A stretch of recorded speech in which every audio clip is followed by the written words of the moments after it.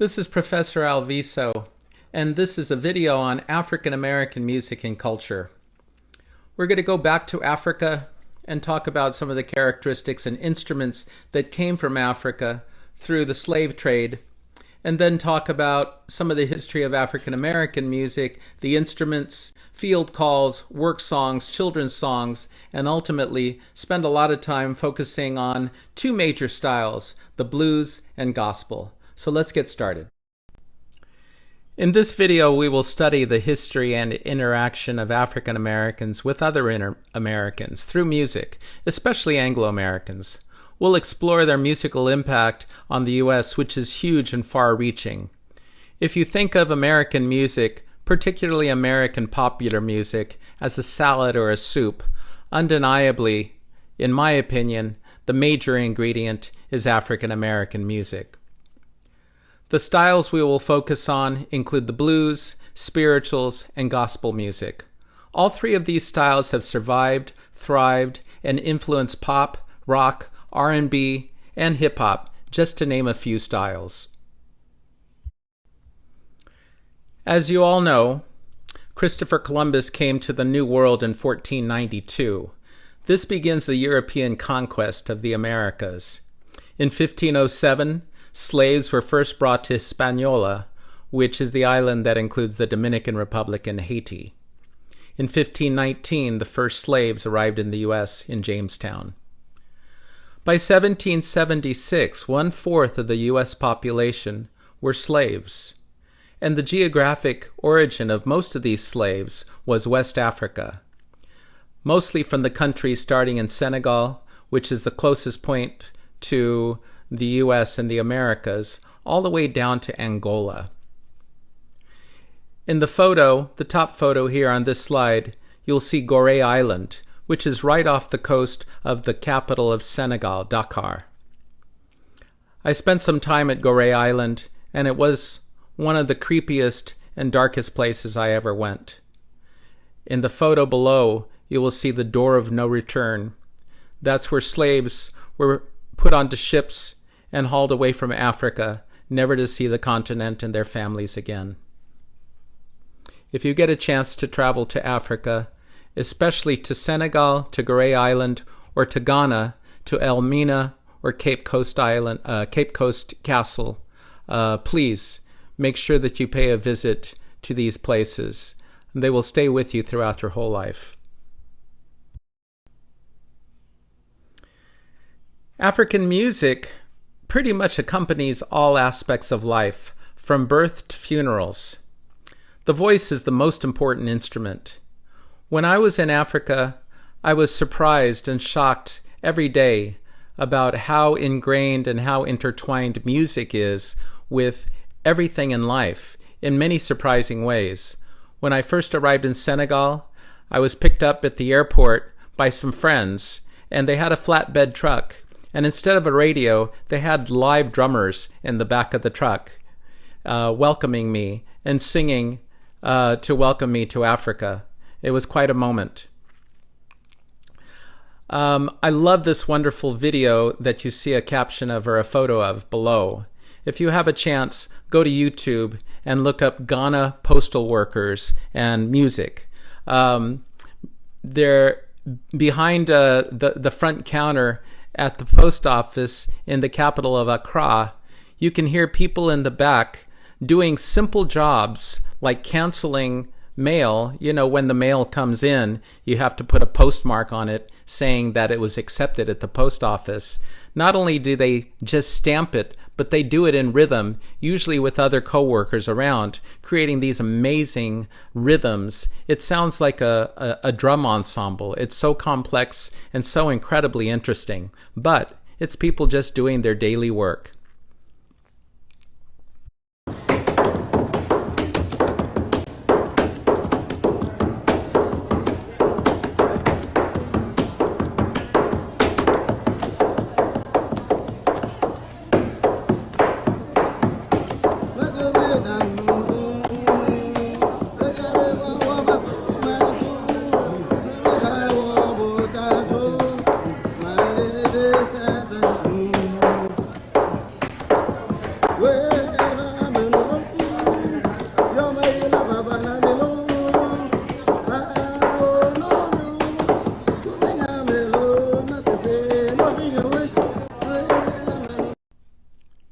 Let's talk about instruments.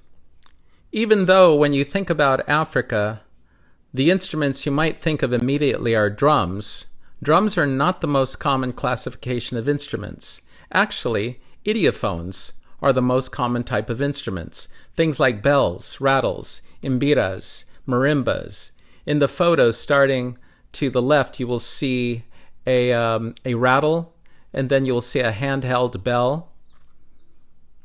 An mbira, which is a handheld piano type instrument that I played and studied in Zimbabwe for a year, and a xylophone or marimba at the bottom.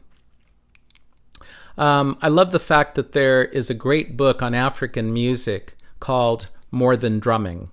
I think that tells you a lot about how deep music is and how there's so much more to experience in Africa apart from drumming and dance, which is very important.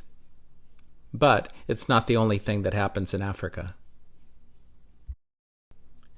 Membranophones are certainly important, especially in West Africa, which is the geographic origin of a lot of the slaves that came to the United States.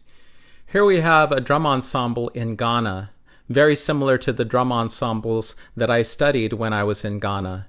And I love the fact that you see the old and the new, the traditional and the modern in this photo.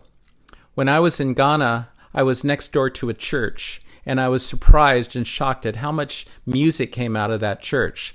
That church was actually one of the best places to hear music of all types.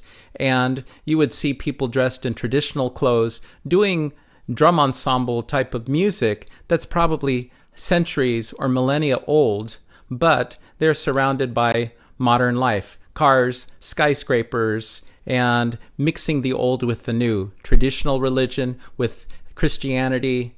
And it's really interesting place to see how the old survives with the new, the traditional with the modern.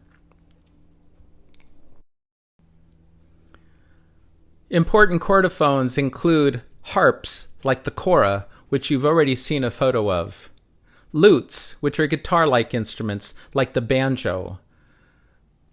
And in the photos, you see a handheld harp, as well as a painting of an African boy playing a banjo from the 1700s. So the banjo, even though you might associate it with American country music and white musicians, is actually an African instrument. You also find aerophones in Africa, not as common as some of the other instruments. In the photos, you see a boy playing a flute, as well as a South African horn trumpet, which you often also find at soccer games in South Africa. In this slide, you see a kora and the musician who plays the kora, called a griot. This is the instrument I studied in Senegal when I was in my 20s. It's a 21-string harp lute that you find in several different countries, Senegal, Gambia, Guinea, Mali, and others, that used to be part of the Mandinka Empire, which reached its peak around 700 or 800 years ago. This was an instrument of the griots, or in the Mandinka language, the Jalis. These were musicians, entertainers, but they were much more. They were actually the historians of the empire, of the people, so everything was documented in song. Rather than a 700-page book like we have today to talk about the history of, say, the Civil War, they would have a 12 to 16-hour long song that documented all the important events and people that were happening back in that period. It's really amazing.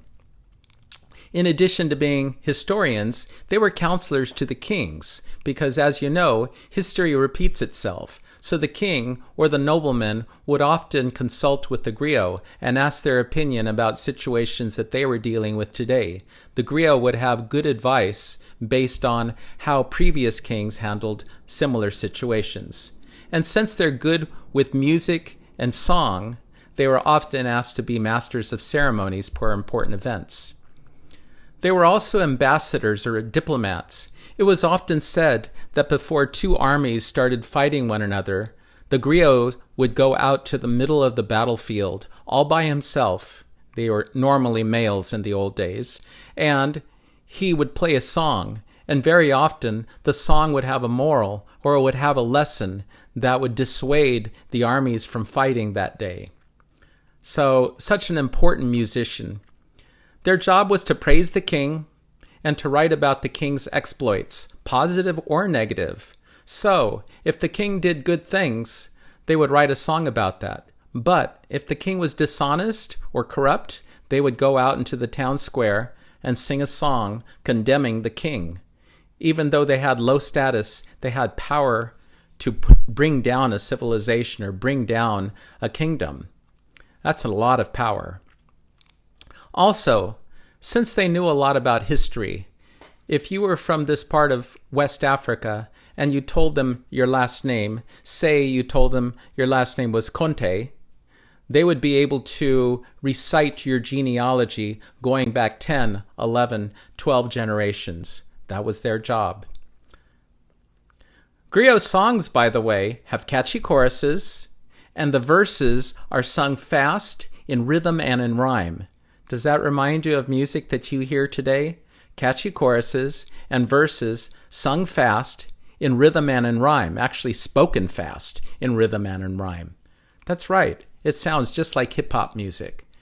And this way of storytelling is not new. It wasn't invented with the Sugar Hill Gang.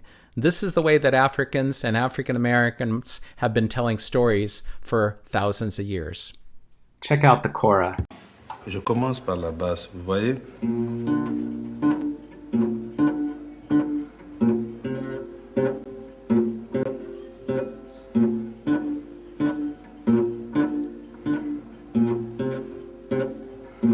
Maintenant l'accompagnement.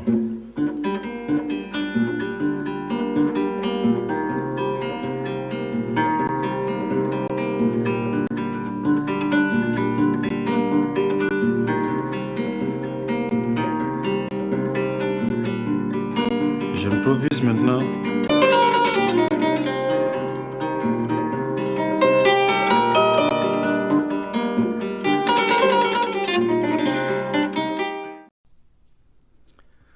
There is a difference between the music in North Africa and South Africa. In North Africa, there is a lot of influence from the Arab and Islamic world. So the instruments are very different, and the vocal timbre tends to be a little bit more nasal. Normally, when we think of African music, we're thinking of music from sub-Saharan or southern Africa. Basically all the countries from the Sahara Desert on south, which is about the bottom 2/3 of Africa. In that area, the vocal timbre is a little bit more open and warm. Some of the musical characteristics that you find in West Africa include call and response singing, which we've already talked about. This kind of style of singing really reflects community and the importance of everybody together and joining together for an occasion. And you find this kind of style of singing not only in Africa, but it was brought over by slaves, so you find it in gospel music and in blues as well. Other influences that came from West Africa include the presence of repeating patterns. In musical terms, we call this an ostinato. This is a short rhythmic or melodic idea which makes up the basis for a song. Yesterday, I just heard that the drummer for the Rolling Stones passed away. Think of most rock songs. Dun dun da da dun da da da da da dun dun da da dun da da da da da dun dun. Those kinds of ideas really are the basis for a lot of rock and roll tunes. But this kind of idea of having a short melodic or rhythmic fragment acting as a basis for a whole song, that idea really comes from Africa. But you don't repeat it exactly the same every time. You vary it and you use improvisation, which means making up stuff as you go along to make the tune interesting. The most common texture in sub-Saharan Africa is polyrhythmic texture. That's many layers of rhythm. It Doesn't matter whether the instruments are drums or melodic instruments. Each instrument really functions first and foremost as a rhythmic instrument. Meters are complex. You don't find only duple meter or triple meter, but you find both simultaneously. If you tap on your knees or on your tabletop this rhythm, 1 lollipop, 2 lollipop, 1 lollipop, 2 lollipop, where your hands are going together, right, left, right, together, right, left, right, together, right, left, right, you're doing what we call a 3 against 2 pattern, which has both duple meter and triple meter at the same time. Try it with me. Ready, go. Together, right, left, right. Together, right, left, right. Together, right, left, right. Together, right, left, right. Keep going. You'll notice your left is going 1, 2, 1, 2, 1, 2. And your right's going 1, 2, 3, 1, 2, 3, 1, 2, 3. Together, right, left, right. Together, right, left, right. Together, right, left, right. Together, right, left, right. And you don't syncopate or you don't accent the first beat in African music usually. You accent the offbeats. The most common kind of syncopation you find is the syncopation you find pretty much in all popular music and in music, say gospel music. I want you to stamp on your feet on the 1 and the 3 and clap on the 2 and the 4. Let's do it together. 1, 2, 3, 4. 1, 2, 3, 4. 1, 2, 3, 4. 1, 2, 3, 4. 1, 2, 3, 4. 1, 2, 3, 4. If you go to a gospel church, this is what you're going to spend a lot of time doing. And it's another way in which the body itself acts like a drum. It acts like a polyrhythmic instrument with your feet doing separate beats than your upper body. In a sense, this is what you do when you dance also. When African Americans were brought here to the New World as slaves, all of their activities were very closely monitored. They weren't allowed to bring their music, their language, their religion, anything. In fact, they were really brought naked to this new land. In order to control them, they had to be stripped of all their culture. And in my opinion, the most important thing to take away from someone if you want to control them is to take away their music, because music embeds and embodies so much of your identity. So they weren't allowed to practice their own traditional religion here in the United States. Actually, there's a lot of evidence that slaves were treated more harshly in English colonies than they were in Spanish and Portuguese colonies. If you compare American traditional music with Brazilian or Cuban traditional music, you'll find that Cuban and Brazilian music sounds a lot more like African music with the presence of a lot of drum ensemble type of sounds. Very much more similar to what you find in West Africa. In the United States, they weren't allowed to play drums, and they weren't allowed to worship in churches along with the Anglo-Americans. They actually had to be in the back of the church. We'll talk about that later. But they did borrow European instruments. The most important early instrument for Black Americans were fiddles, violins, and then later on guitar, harmonica, brass instruments, and flutes and drums.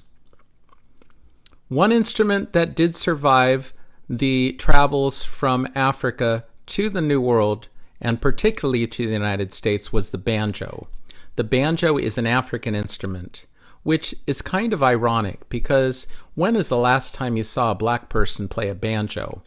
If you've heard of a group called the Carolina Chocolate Drops, they're trying to bring the old traditions of what black musicians used to do in the 16 and 1700s back into modern times. They're really wonderful musicians. But for the most part, when you think of a banjo, you think of white musicians and country music. The last thing you think about is a black musician. But you'll see in the photo here that black musicians played a lot of banjo in the old days, and they also played a lot of European instruments like guitars and fiddles. Actually, when the guitar started getting popular around the 1860s and 1870s, by the way, the guitar was so inexpensive, I think you could buy one on the Sears catalog in the 1870s for less than $5. African Americans abandoned their banjo and adopted the guitar. The guitar has a longer sustain, so actually you can make the guitar wail and cry. And maybe that just was a lot more in sync with what African Americans were experiencing post-Civil War, because freedom really didn't ever come easy and really didn't come at all in many respects after the Civil War. Life just got much more difficult. And that's when the blues really started getting much more popular and becoming a main form of communication and expression for African Americans. As I said before, the use of music by African Americans was highly regulated. In most cases, it was banned, but there was a few occasions where music was acceptable. One of the places where music did happen was out in the field while African Americans were working. While slaves were working, sometimes they would have sounds that they would make.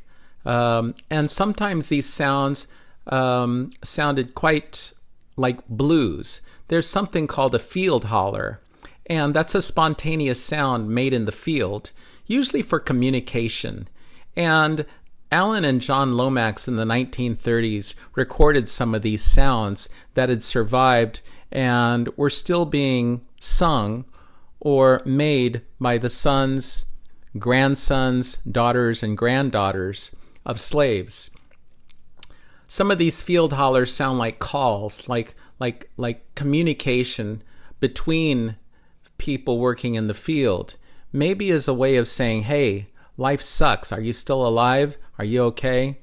Just as a way to sort of call out to another human being and express some kind of shared misery. Other sounds are called field calls, and these are definitely for communication, versus field cries that sound more like blues. They're just a sound that someone makes that expresses the woe that's going on inside while they're doing the kind of back-breaking work that you see in that photo of picking cotton from sun up to sundown. Slaves were really an economic commodity. So, if slaves could be more productive by singing, slave masters allowed them to sing work songs. This is music that makes work go by faster. It makes the work lighter and it keeps your mind off of the back-breaking work you're doing. And it coordinates the movements when you're working with a group of people. One of the most famous of these work songs is called Hammer Ring. You see a group of railroad workers there in the photo. And this was a group work song that was sung by railroad workers. Typically, these songs had call and response, which is a way in which a leader and a group would be able to coordinate their movements to be able to work in concert and to be able to get work done faster and in a way which kept their mind off of the work they were doing. Example 1-3 is possibly the most famous of all these work songs. It's the song John Henry. And John Henry was a real person. He was one of those workers, one of those former slaves in the 1860s, 1870s, who was working on some of these work groups. And it was thought that John Henry, who was over 6 feet tall at that time and very strong, was one of the best workers in his work group. So when a white salesman came in trying to sell the foreman a steam drill that could cut through rock faster than any human, they decided to have a contest between John Henry and the steam-powered drill. Actually, the steam-powered drill broke and John Henry won that contest. But interestingly enough, he died the next day. Some people say from a stroke or from exhaustion. So John Henry became sort of a symbol of man's ultimate and ongoing battle versus machinery. So, the function of this song is it's mostly a work song, but it also happens to tell a story. You've already heard a little bit of John Henry, but let's listen to more of it. Well, every Monday morning, when the bluebird began to sing, you can hear those hammers a mile or more. You can hear John Henry hammering. Oh, Lordy, there's John Henry hammering. John Henry told his old lady, will you fix myself a tune? Got 90 miles of track, I got 2 lines. Got to line it by the light of the moon. Oh, Lordy, line it by the light of the moon.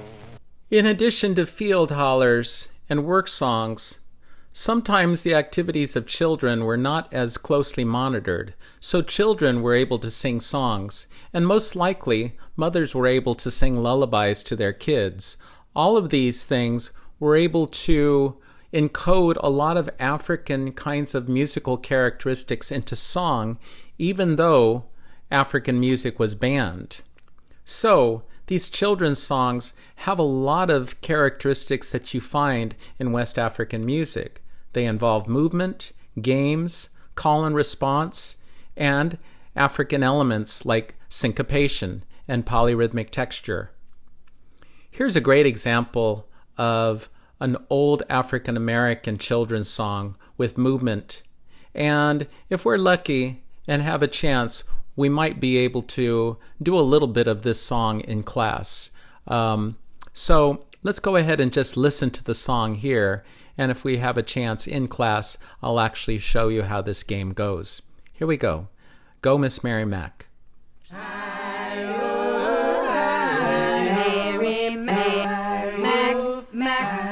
Dressed in black, black, black, with silver buttons, all down her back, back, back. She went downstairs, stairs, to bake a cake. She made a mistake, steak, and baked a snake. She went upstairs, stairs, to make her bed. She hit her head on a piece of cornbread, bread. July can't walk. July can't talk. July can't eat with a knife and fork. This brings us to one of the main musical styles we're going to focus on in this chapter, the blues. The important elements that led to the development of the blues was migration to northern cities from the South and the end of the Civil War. The blues were developing in the Mississippi Delta and rural areas for decades and centuries. But it ended up really evolving and coalescing into the blues in northern bars and clubs where the best musicians congregated after leaving fields and states in the South. So some of these cities that are most associated with the blues north of the South include Memphis, Chicago, St. Louis, and Kansas City. And the term the blues stuck to this musical style starting in about the 1880s. The blues has influences from a lot of the music that came before, field hollers and spirituals, which we'll talk about later. And by the way, one of the themes that you'll find in a lot of African American and black music is a lot of interplay between sacred and secular music. Many of the musical characteristics that you find in church also show up in bars and in the music that people dance to on Saturday night. It was often said that if you were a good boy or a good girl, you would spend your musical talent in church on Sunday, but very often the same musicians that were in church on Sunday morning didn't sleep all night. They were playing at dances and bars on Saturday night, and then they showed up on Sunday morning to be able to play in church as well. Even though there's no strict taxonomy to the blues, I'm going to divide the blues into three general categories. The first and the oldest category is country blues. This is the oldest style of blues that goes back to the 1880s and probably before, where you have one man and an acoustic guitar. By the way, there were some very famous female country blues singers. The most famous one is Elizabeth Cotton. You might check out one of her videos. You've already seen Tommy Johnson and Robert Johnson, and we've already talked about Cool Drink of Water blues and Preachin' blues. Remember, Robert Johnson was the infamous country blues guitarist who died at the age of 27, and the myth that surrounded him was that he sold his soul to the devil. There's been a lot written about Robert Johnson. One of the recent authors and scholars on him basically says that we pay a lot more attention to the bad boys in music, and particularly the bad boy black musicians, because it sort of fits the stereotype that we think of when we think about black musicians, that they're troubled, that they live a hard life, and they die young. We don't tend to focus on the good boys, the ones that go to church and the ones that have decent lives. We tend to sort of sensationalize the lives of not only black musicians, but probably white musicians as well, and focus on the bad boys and the bad girls. But most likely because of racism in this country, we tend to do it even more with black musicians. So Robert Johnson was and is considered a great singer. He is not considered one of the best guitarists. And even though his style is highly emulated, particularly by white musicians, he is by far not the only great musician that comes out of this period. There are a lot of other great black blues musicians who are highly respected, and some of them are like Son House, and my favorite is Skip James. If you have a chance, go beyond Robert Johnson and try to find some other great black blues musicians that you enjoy. The second type of blues that we're going to talk about is city blues. And city blues developed around 1910, 1920, and by around 1940, it had sort of died out a little bit and just sort of melted into the urban blues that we're going to be talking about later. City blues normally consisted of one woman and a piano or a small orchestra. If you think of country blues as a musician in a smoky bar, think of city blues as a musician, a female musician dressed really, really nicely in a very sophisticated, high, fancy kind of place. And you're most likely going to be thinking of female blues singers that looked and sang a lot like Ma Rainey and Bessie Smith. These are the two best-known female city blues singers of all time. Bessie Smith was a star in her age and her day. She appeared in movies, and her records sold millions. The most popular, or one of the most popular of her songs, was St. Louis Blues. This is example 1-6. This song was actually even made into a movie.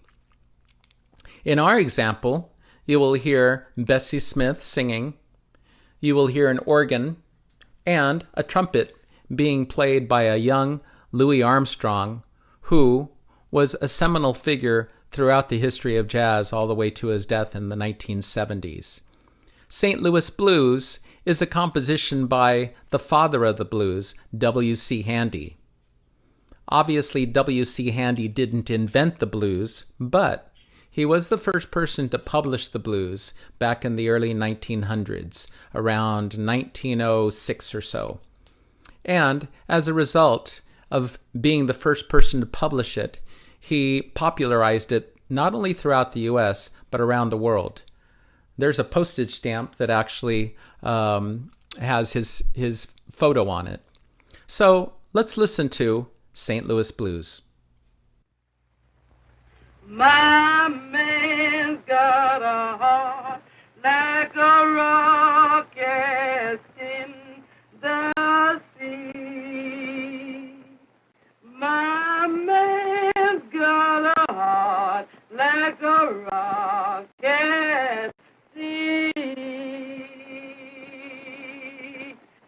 my man's got a heart like a rocket in the sea.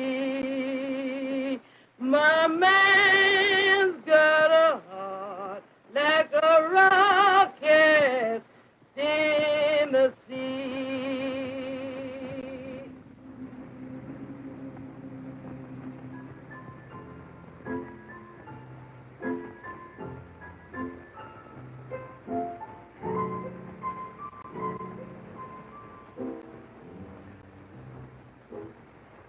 I hate to see that evening sun go down.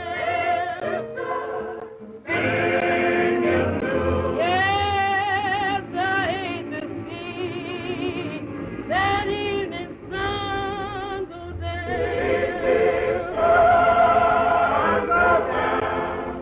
Oh, my baby, he's done left this town.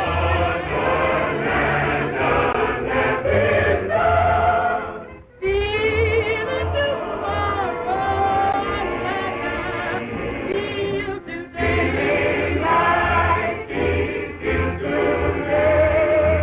Feeling tomorrow like I feel today.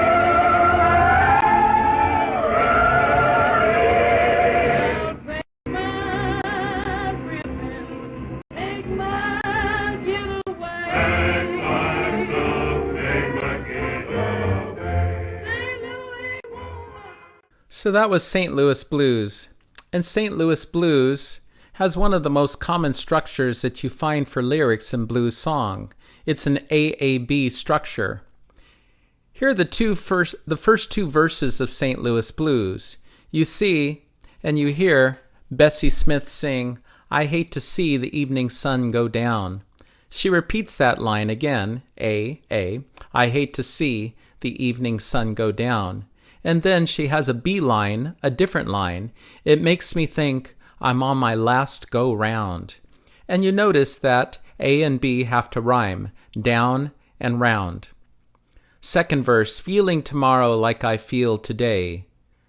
Feeling tomorrow like I feel today.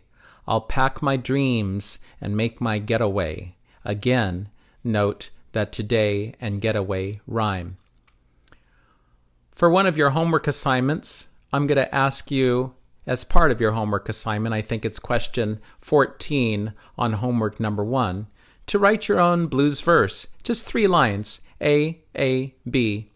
Please make sure that it rhymes, because it has a much greater impact and it's much more memorable if it rhymes.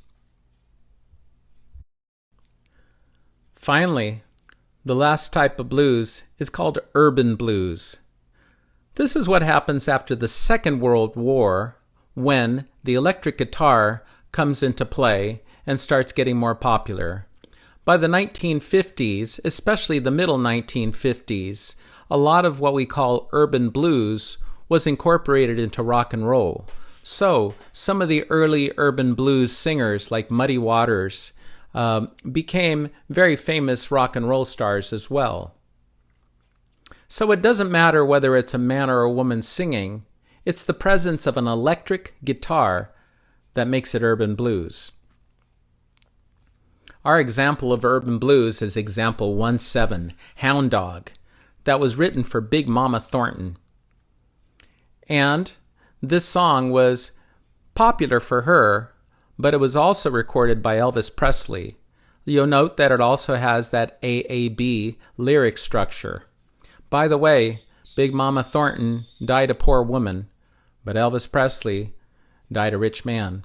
That's another part of the history of American music that we shouldn't be too proud of. Here's Hound Dog.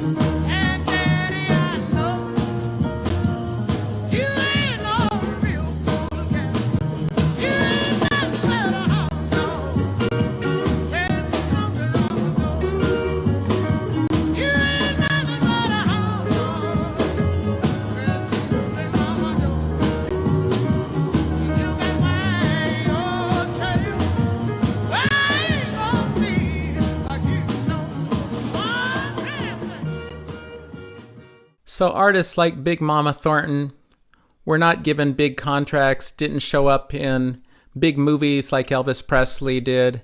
As a matter of fact, until relatively recently, black radio was completely separate from white radio. Black artists were not paid as much, they were taken advantage of, and very often they died without making very much money, even though they were often the innovators in American music. One thing that I'd like to point out about Hound Dog and the presence of the electric guitar is how much call and response you find throughout all this music. You always find that there's some kind of call and response going between the singer and, in this case, the electric guitar that's always answering the singer.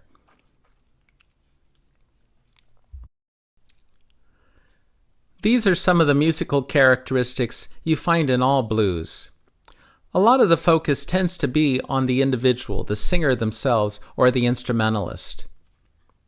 And the form involves alternation between instruments and singing. You find that call and response that I just finished talking about that you hear in Hound Dog as Willie Mae Thornton is answered by her guitarist.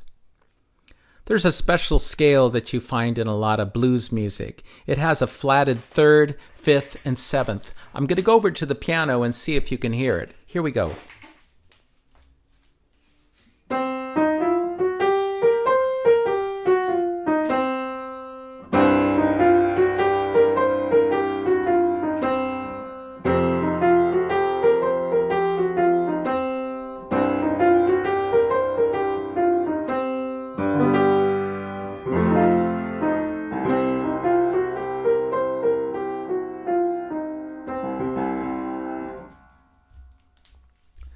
That scale, with those flatted notes, provides a little bit of a sad or sort of a melancholy sound. Again, we've talked about how the words or the text or the lyrics have an AAB structure where the A and B lines rhyme. And the meter of a lot of blues is what we called compound duple. It's 1, 2, 3, 4, 5, 6, 1, 2, 3, 4, 5, 6, 1, 2, 3, 4, 5, 6, 1, 2, 3, 4, 5, 6. And again, we've mentioned how there's also a lot of space for improvisational breaks, for solos, and for the solo instruments like the trumpet or the guitar to answer the singer. The blues is a wonderful style of music for expressing hardship, lost love, personal individual catharsis, and the themes are typically universal. We always talk about country music and blues about losing your dog, losing your girlfriend, losing your pickup truck. As a matter of fact, blues and country music have a lot more in common with one another than you probably realize. I like to listen to the blues when I'm sad. And I want you to think about what kind of music you listen to when you're a little depressed or a little bit low. Yeah, you can listen to happy music to get you out of it, but very often when you listen to sad music like the blues, it makes you realize you're not the only one with problems. And afterwards, after you listen to the blues or sing the blues, you feel better. You sort of get it out of your system. By the way, pictured in this slide is B.B. King, one of my favorite musicians of all time. He's pictured here with his guitar, his precious guitar that he named Lucille. And one of my big regrets in life is that I didn't get to see him perform live before he passed away a few years ago. Hopefully we'll see some of his YouTube videos and some of his film performances in class. But I highly recommend that you go to YouTube and look for any of the YouTube videos with B.B. King or any of the other great black urban blues guitarists and singers such as Muddy Waters and Howling Wolf. I'm going to talk about a few other things and a few other styles of music between our unit here on the blues before we get to religious music and gospel and spirituals. Going back to the mid-1800s, you had the presence of a lot of African American and black musicians playing in brass bands. Now, brass bands are a really important part of American society. If you think about American music and 4th of July, normally the kind of bands that you find for 4th of July, the marching bands and the city bands, they're playing things like the Star-Spangled Banner and God Bless America and old American military marches like the Stars and Stripes Forever. Going back even further, some of the city and community bands that you found in little towns in the 1800s, by the mid-1800s, especially in the North, a lot of African American musicians had gotten so good at playing these instruments that they replaced the white bands and the white musicians. Some of the instruments that they picked up in these brass bands were trumpet, trombone, tuba, saxophone, and drums. All of these instruments end up becoming incorporated into the blues, jazz, and R&B later on. A good example is St. Louis blues that has the presence of the trumpet. In the early 1800s, especially around 1830 and 1840, there were traveling shows that went around America, and this kind of traveling musician show was called the minstrel tradition. The minstrel tradition was highly racist, but it was an opportunity for African American performers to learn how to perform before and after the Civil War. It gave African Americans the first opportunity to perform on stage. And there's a photo there that shows a performer in blackface. And of course, today we don't do that anymore, but not only were white performers allowed to put shoe polish on and imitate the racial stereotypes of black singers and black comedians and black people, often focusing on the most negative kinds of stereotypes, but when African Americans or black performers performed in minstrel shows, they were also expected to act like buffoons as well. So there was a lot of racist overtones to these minstrel shows. They even show up way into the 1900s in early films like The Jazz Singer with Al Jolson, which was the Academy Award winner in 1927 for the best film of the year. So some of these things from these old traditions end up surviving way, way, way beyond when they should have.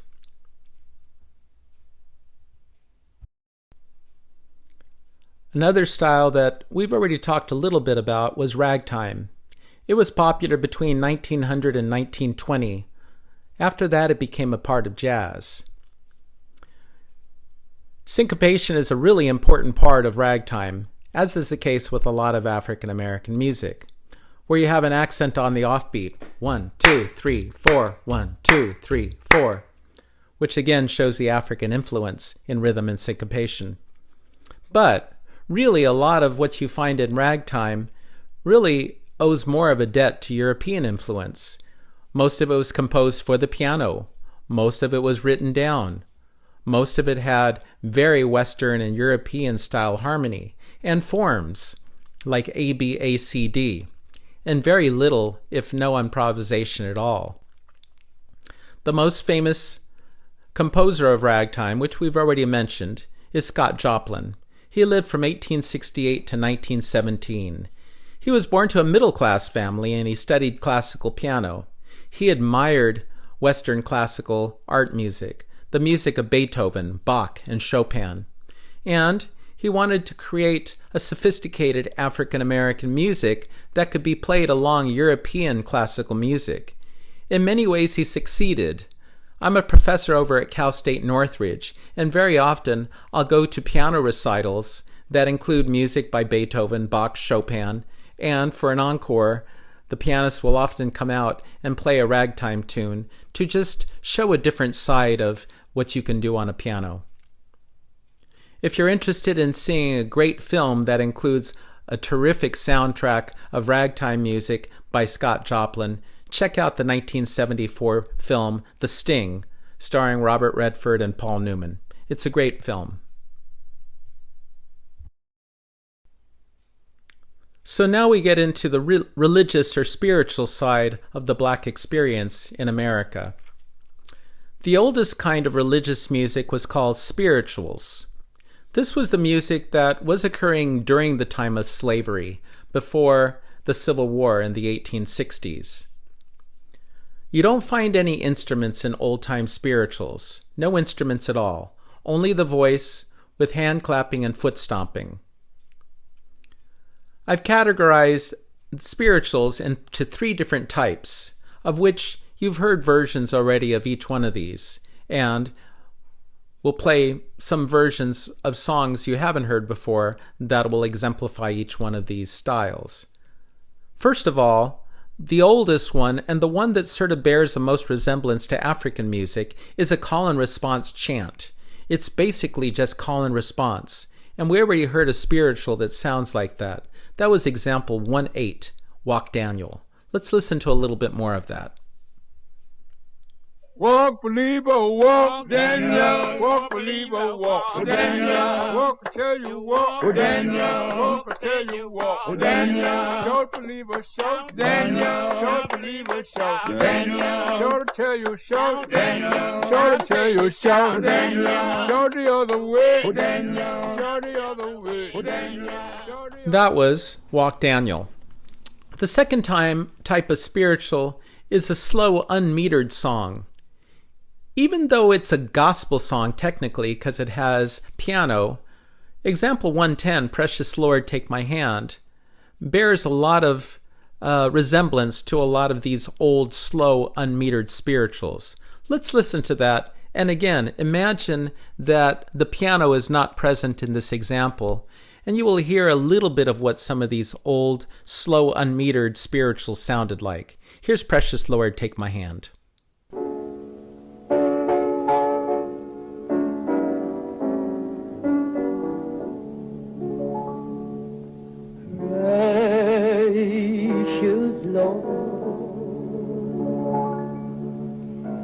Take my hand, lead me on.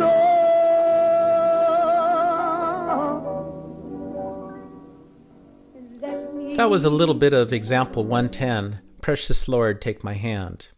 The singer is Mahalia Jackson, the greatest gospel singer, and the composer was Thomas A. Dorsey. We'll talk about that example a little bit more in a while.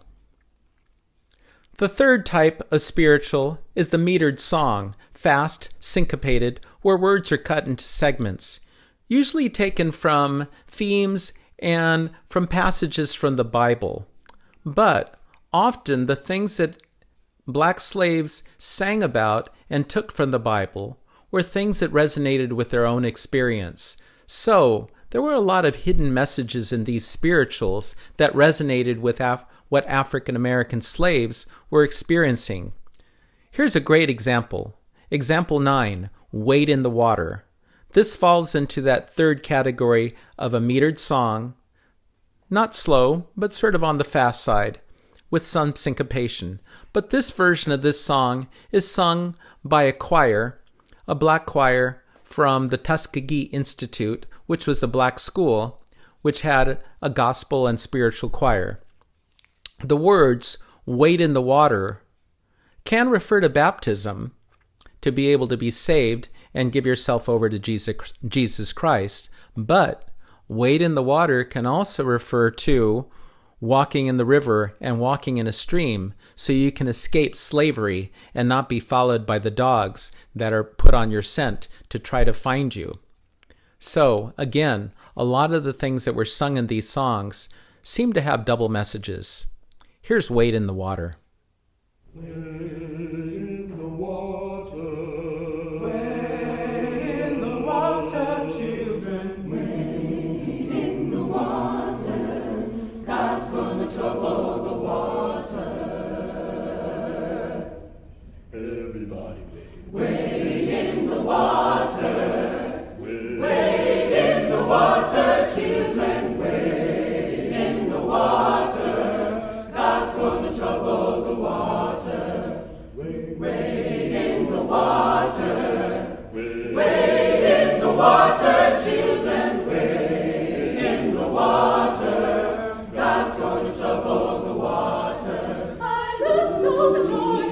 Please spend time listening to all these examples in their entirety. In this video, I'm normally only going to play a little part of the example, but please listen to the whole thing when you have a chance and spend a lot of time listening to them. When I play them on listening exams and quizzes, I may play them from any part of the song, so you want to be able to identify the song at any point in it. As I said before, the underlying themes present in these spirituals involve slavery and escape from slavery. Think of these titles: Meet Me in Galilee. That could mean Meet Me in the North.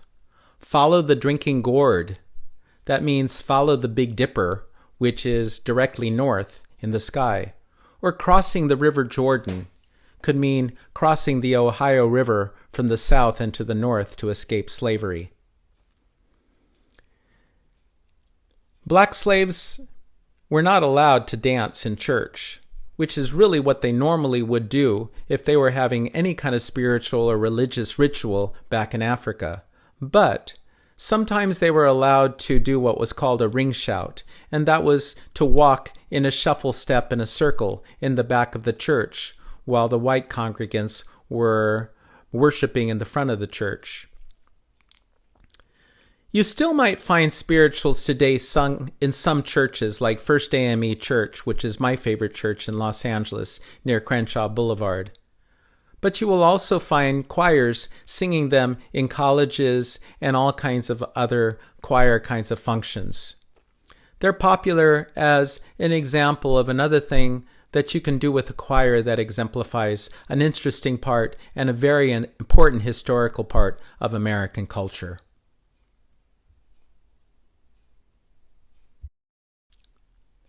This brings us to gospel music. I like to begin this section with Sister Rosetta Tharpe singing Down by the Riverside, because you see how in her performance, how there's elements of religious, secular, popular, and traditional ideas all at the same time.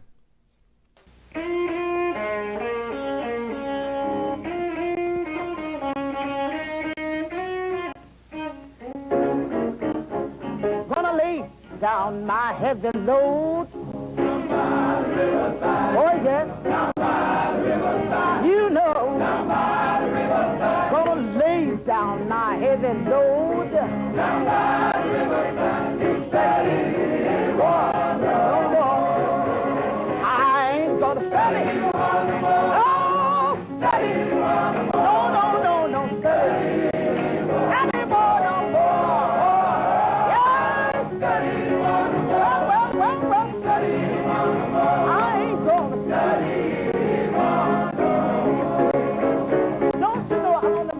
Loving mother, down by the riverside. I said, down by the riverside. Hear me talking. Down by the riverside. Don't you know I'm gonna meet my loving mother? Down by the riverside. To study.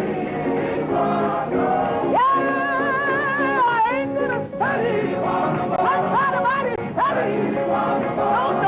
No, study. Study more.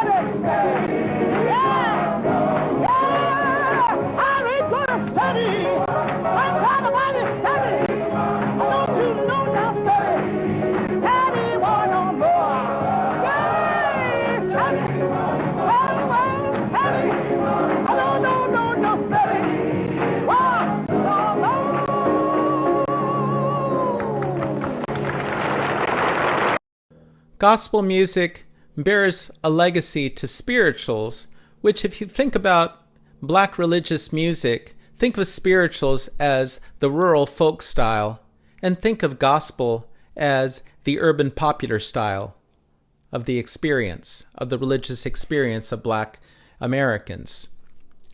So this style really, like the blues, gelled as people migrated to the cities from the South looking for jobs. The most important instruments you're going to find in gospel music are piano and organ. You don't really hear any gospel music that doesn't have piano and organ in it. Tambourine is also important, as well as other instruments, but piano and organ are always present for the most part. The most important figure in gospel music is Thomas A. Dorsey. He's considered the father of gospel music. There's a film called Say Amen Somebody that I'm going to ask you to watch. It's in your files under Canvas. Why is Thomas Dorsey important? Well, he actually began as a pianist for Bessie Smith, again showing that there's a lot of interplay between popular styles like the blues and religious styles like gospel. He quit the blues to be able to devote himself and devote his talent to God and converting people to Christianity. He published the first gospel songs ever, and he organized the very first gospel convention to promote gospel music.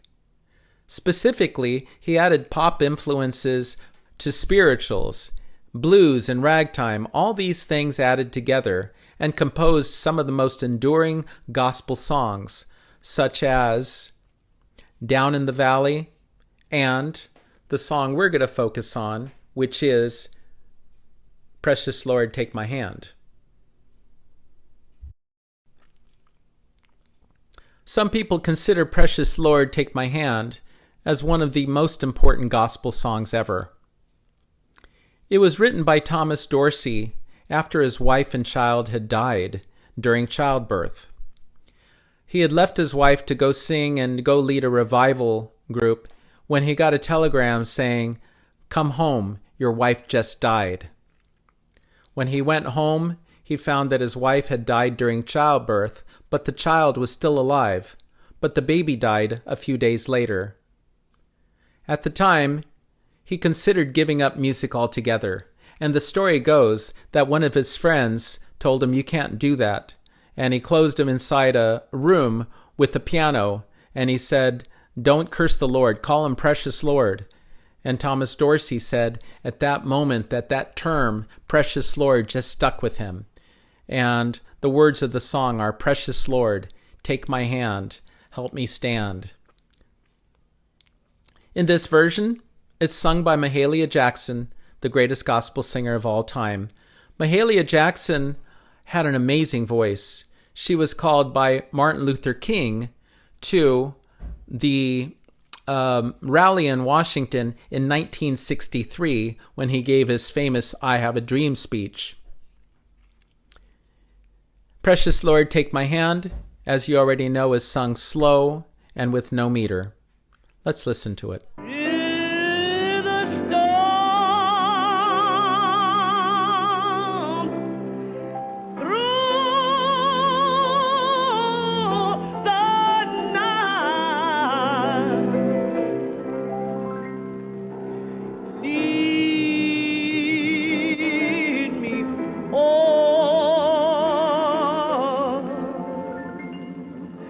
To the light.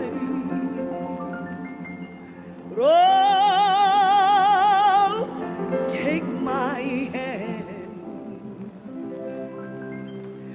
precious Lord,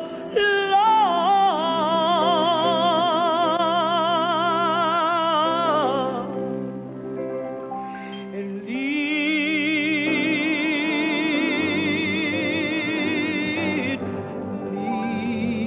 me on. Just lead me home, wherever that is. Besides piano and organ, in the 1950s and later, you find a lot of the same instruments that you find in pop music present in a lot of gospel music. Guitar, bass, drums, brass, keyboards. A lot of crossover artists, famous pop singers like Ray Charles, Aretha Franklin, and Al Green, just to name a few, got their first musical training in church. And there's a lot of interplay between religious and secular black music. For instance, Ray Charles says that he really wasn't that popular until he started taking gospel music and changing the words. So he took the song, I Love You, Jesus, and just changed the words to I Love You, Baby. But it was the same gospel song, and that was one of his first big hits. Al Green became a preacher after he was a famous pop star. And Aretha Franklin's godmother was, you guessed it, Mahalia Jackson. So, gospel music is a lot more than just religious music.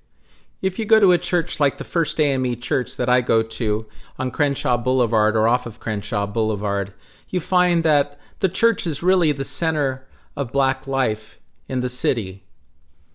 If you look at the program, you'll see that there's all kinds of programs and all kinds of things that happen in the church 7 days a week. Not just religious services, but functions for how to develop a small business, AA meetings, food pantries, meetings for all kinds of other things that involve political involvement. So, gospel music isn't just about a better life in the afterlife, but about social justice today. I've already told you how Martin Luther King and a lot of the civil rights movement in the 1950s and 60s utilized gospel music as a way to get their message across.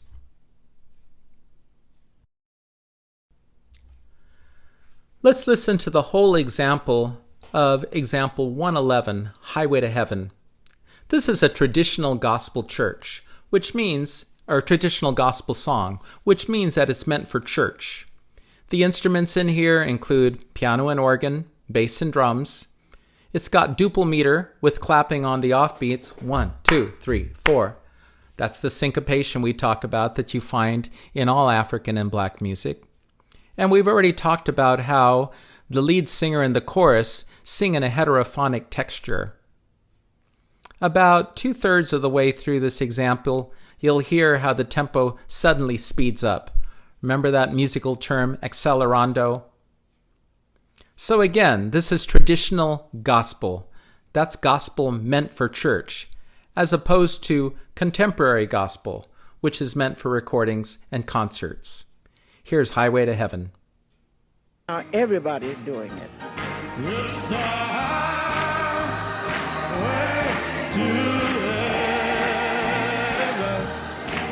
Oh, nothing walk up there, but the pure in heart.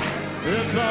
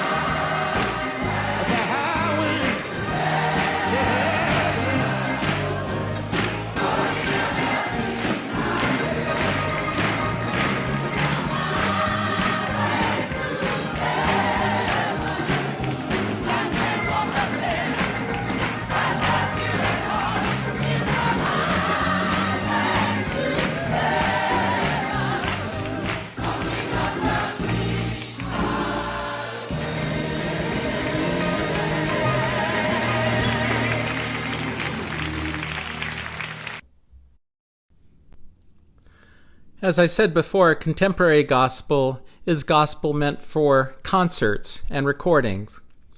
Pictured here, you see the Mississippi Mass Choir and Kirk Franklin. Kirk Franklin is probably the most popular contemporary gospel artist. And, as is the case throughout history, you hear a lot of interplay between secular and religious music in his music as well. You'll hear a lot of rap and hip-hop influences and R&B influences when you listen to Kirk Franklin, even though the song's lyrics are obviously gospel, make them gospel songs. In the next video, we will get into Anglo-American music and culture. Pictured here is one of my favorite old-time banjo players, Roscoe Holcomb. I hope you'll enjoy that video, and I hope you enjoyed this video.